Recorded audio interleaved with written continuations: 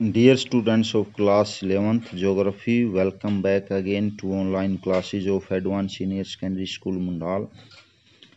We are doing lesson number 8, भू आकृतियां एवं उनका विकास। नदियों द्वारा विभिन्न प्रकार की भू आकृतियां कैसे बनती हैं, इसके बारे में हम पढ़ रहे हैं। डिपोजिशनल लैंडफॉर्म, निक्षेपणात्मक स्थल रूप। इसमें जो नदी अपने साथ मलबा, चट्टानें, रेत और महीन कण जो साथ में बहाकर लाती है परिवहन द्वारा। लेकिन एक समय ऐसा आता है बच्चों, जब यह कहीं न कहीं छूटता है। जब नदी अपने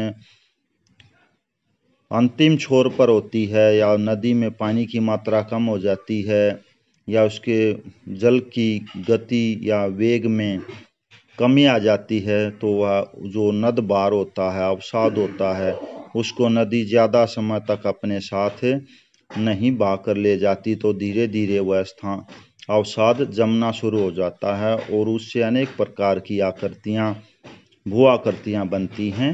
तो उसको हम पढ़ेंगे। पहला है जलोढ़ पंख एवं जलोढ़ शंकु, अलुवाइल फैन एंड अलुवाइल कोन। फैन और कोन आपने सब सुने हुए हैं। जब कोई पर्वतीय नदी मैदान में प्रवेश करती है तो ढाल के एकदम कम होते ही अवसाद को आगे बहा ले जाने में असमर्थ होने लगती है। इससे जो नद बार होता है वो एक अर्ध वृत्ताकार के रूप में फैला देती है, जिसे जलोढ़ पंख कहते हैं। ये जलोढ़ पंख प्राय आर्द्र प्रदेशों में बनते हैं और जलोढ़ पंखों से बहने वाली नदियां ज़्यादा दूर तक अपने मूल मार्ग में नहीं बह पाती, वे अपना रास्ता बदल लेती हैं। और हिमालय की तलहटी में अनेक जलोढ़ पंखों ने मिलकर गंगा के मैदान के उत्तरी भाग में बावर क्षेत्र का निर्माण किया है।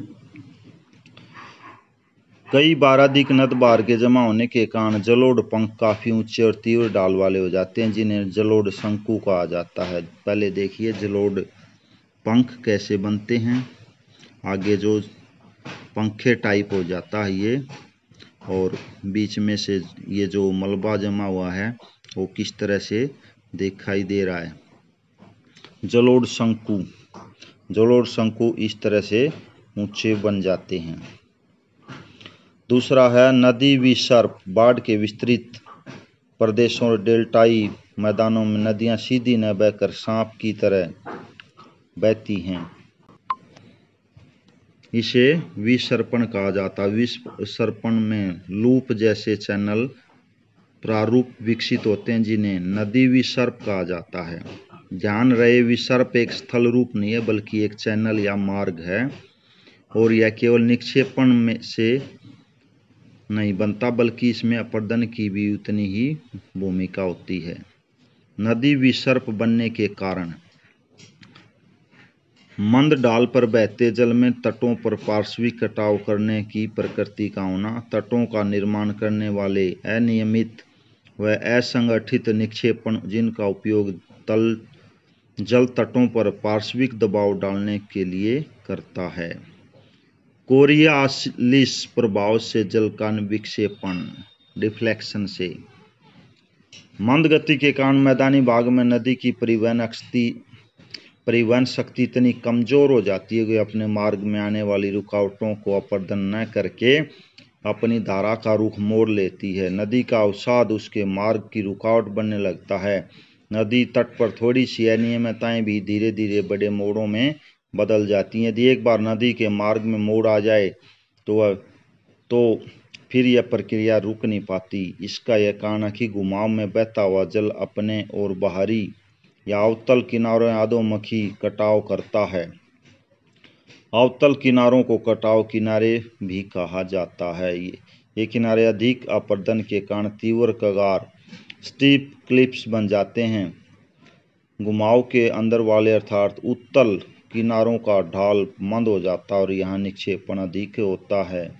लेकिन बच्चों, मैं यहाँ एक बात फिर बताना चाहूँगा कि ये जो प्रक्रिया है कोई 1-2 साल, 5-10 साल की नहीं है, ये बहुत लंबा समय होता है। कहीं आप इमेजिनेशन करने लग जाएं, कल्पना करने लग जाएं कि ऐसे होता होगा, 1-2 साल में इतना एरिया बन जाएगा। ऐसा नहीं है। This is a slow process. देखिए, विसर्पों का विकास झाड़न, लूप, सकंद ढाल व अधोरदित ढाल, किस तरह से ये सांप की टाइप में नदी अपना रुख बनाती है या अपने आप को मोड़ लेती है, क्योंकि अवसादों के जम जाने की वजह से ही ये सब होता है।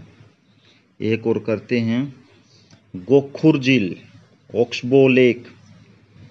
इसमें देखिए विसर्पों की ग्रीवा का तंग होना। नदी के विसर्प ज्यों ज्यों बड़े होते जाते हैं त्यों त्यों विसर्पों के सकंद डाल एक दूसरे के निकट आने लगते हैं, यानी मलबा जो जमता जाता है बिल्कुल नज़दीक आने लगता है। नदी थोड़ी थोड़ी दूरी तय करने के लिए कई गुना लंबा समय तय करती है, लंबा मार्ग तय करती है। बाढ़ आने पर नदी अपनी संकीर्ण ग्रीवा को काटकर सीधी हो लेती है। जो ये सांपनुमा आकार बनता है, तो लेकिन पानी का बहाव तेज गति से होने लगता है बाढ़ के समय पे, तो ये जो मलबा होता है इसको बीच से चीर के नदी निकल जाती है और उसको विसर्पों की ये जो है गोखुर झील टाइप में बन जाता है। कटे हुए विसर्प के सिरे बालू, मिट्टी और गाज से भर जाते हैं, जिन्हें गोखुर झील कहते हैं। तो आज के लिए बच्चों हमने 3 पॉइंट पढ़े। I hope you understood. Thank you and have a nice day.